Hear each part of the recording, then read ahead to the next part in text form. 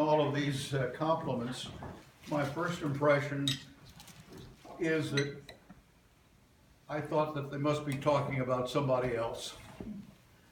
But now that I'm kind of convinced that you're talking about me, I have to say that I have never heard so many compliments at one time since the last time I spoke to my mother.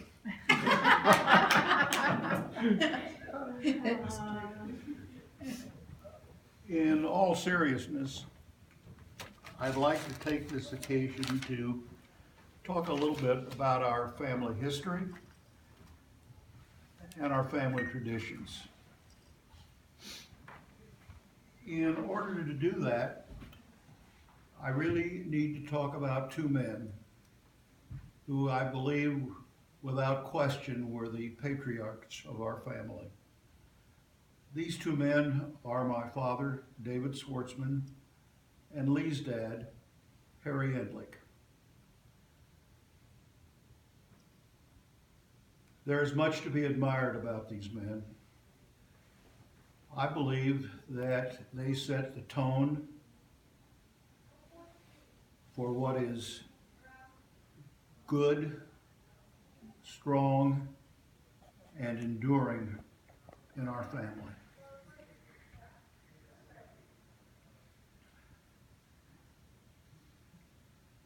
My father was born in Kansas City in 1895. When he was 12 years old and had completed the 6th grade, his father deserted the family and moved to California. And it became the responsibility of my dad at that age to be the principal support of his family and to leave school. And his family consisted of his mother, 2 younger brothers, and a sister. My father, well, to say the least, it was a daunting task. A task that would be extremely difficult for a man of mature years and an adequate education. But my father succeeded not only in supporting his family, but 16 years later, at age 28, when he married my mother in 1923, he was the national merchandise manager of one of the 3 largest clothing manufacturers in the United States. He was a man of integrity.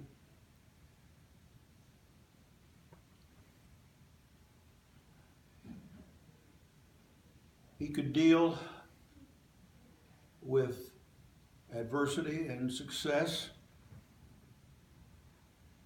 with equal skill. And in the words of Kipling, he could deal with these two imposters equally. One of his main goals was to make certain that his family had the education and the comfortable life that he was deprived of when he was a child and when he was a young man.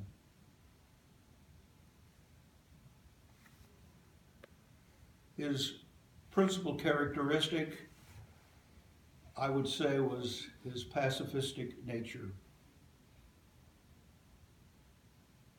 He was slow to anger, quick to forgive, slow to criticize, quick to praise.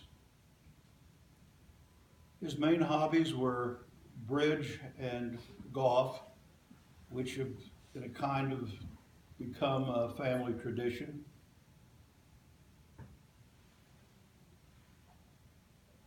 He taught me to play bridge when I was 7 years old, and we were active bridge partners until I graduated from high school.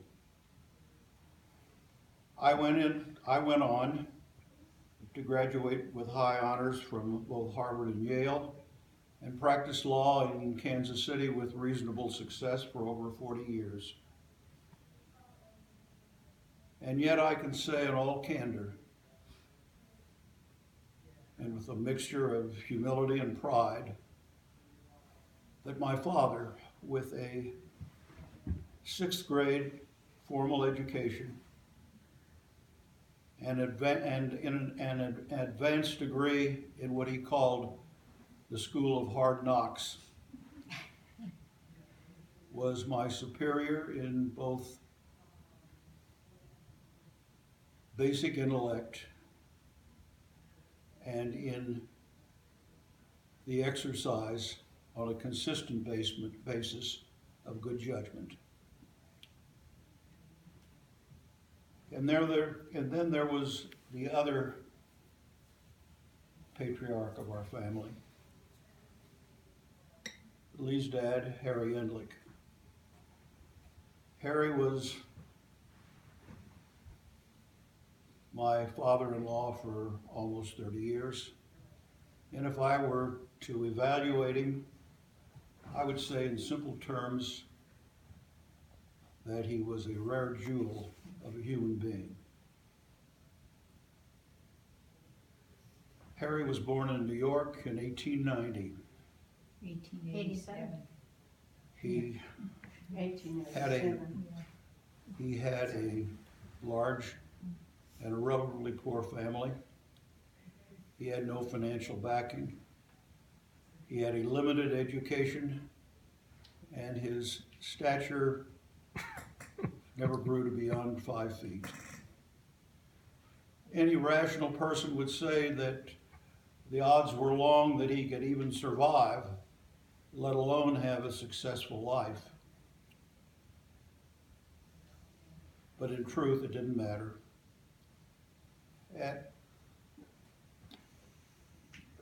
In his middle teenage years, he was a traveling salesman of women's clothing in the southeastern part of the United States. And at age 19, he decided he wanted to go out on his own. He left New York City, moved to a small community in eastern Kansas, Topeka, Kansas, with a population of about 40,000. He established a small store with his own hands and own effort. And by the time my children came along in the 1960s, his store was a model of high fashion, not only in Topeka, but throughout the Midwest.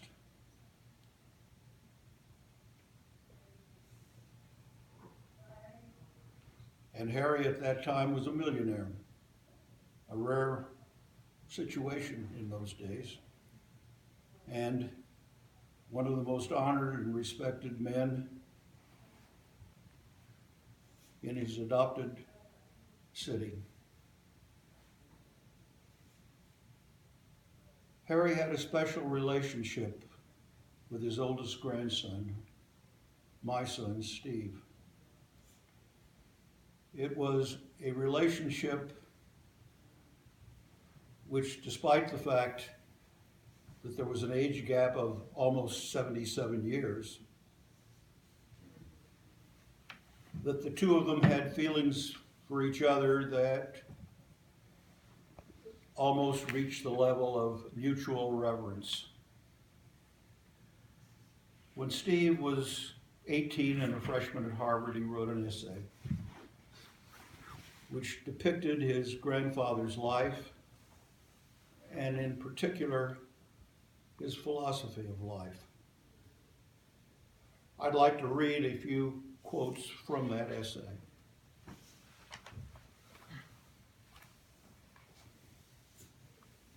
The essay begins as follows, and I quote, "Society's greatest hope is individual character.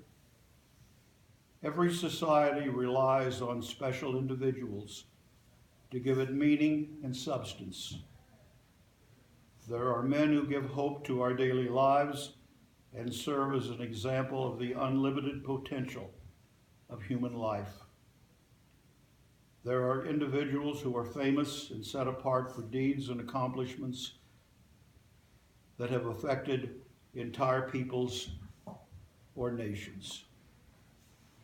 And there are those who deeply affect a small subset of population, whose lives serve as examples to those who know and love them. My grandfather is in the latter category. In the 18 years I have been around, I have never known him to have an enemy. His life has been an inspiration to those who have known him, and his vision, achievements, and ideals will be passed on to future generations. Steve went on to describe Harry's attitude toward other people in Harry's own words, and I quote,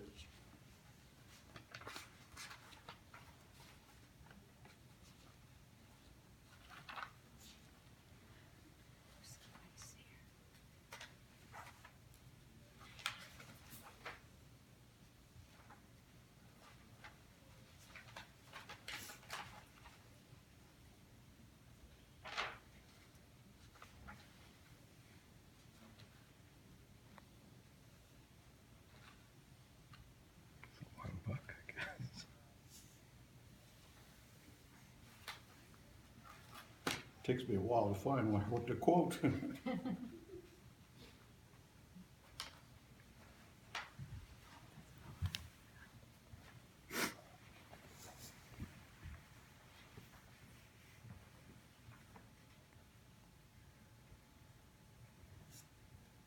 I am a great lover. I love people, which if you love people, as I always do, if you love people, then they will love you.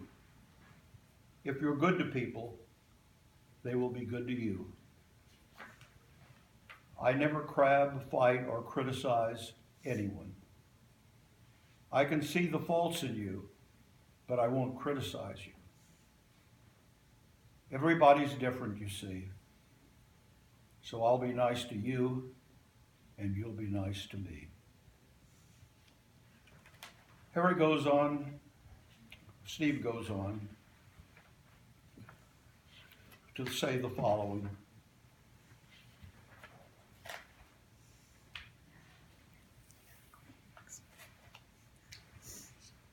He has the look, and he's speaking of his grandfather, of a wise man.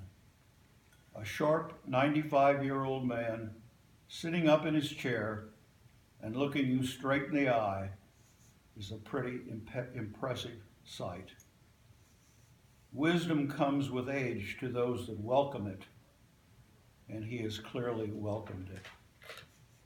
He is not brilliant, lacking the analytic skills of a scholar, but he is a wonderful philosopher with a simple yet time-honored outlook on life, a view suitable to any age.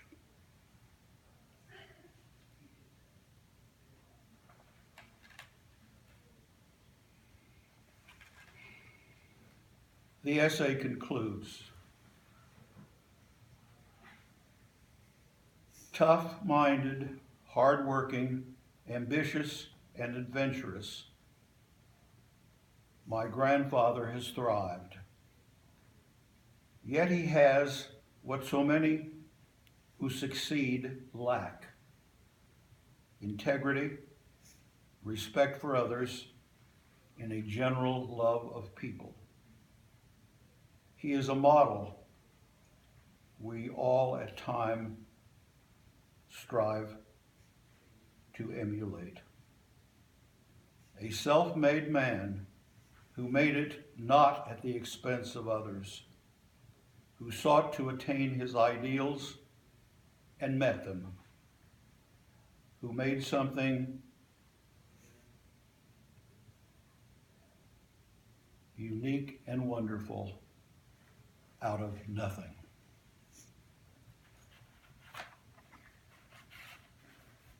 The professor to whom Steve submitted his essay on the last page of the essay, wrote as follows: Steve, this is beautiful. It's such a fine, sensitive, loving portrait. You and your grandfather have a lot to be proud of. I disagree with one thing that you quoted from your grandfather when he said Steve will be a big success someday. He's wrong. You already are a big success if you can express what you feel as well as you have done in this paper.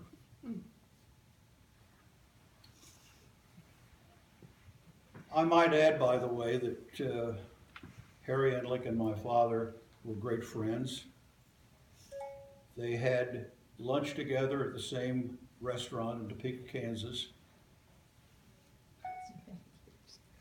for over 20 years. If Harry and my father were here today, they would be as happy and as proud as I am to see what has become of our family. It is a remarkable family, a family full of personal achievement, a family of high intellect and high intellectual standards.